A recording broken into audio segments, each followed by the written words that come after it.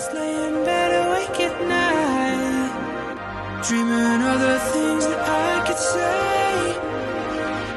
It's too late.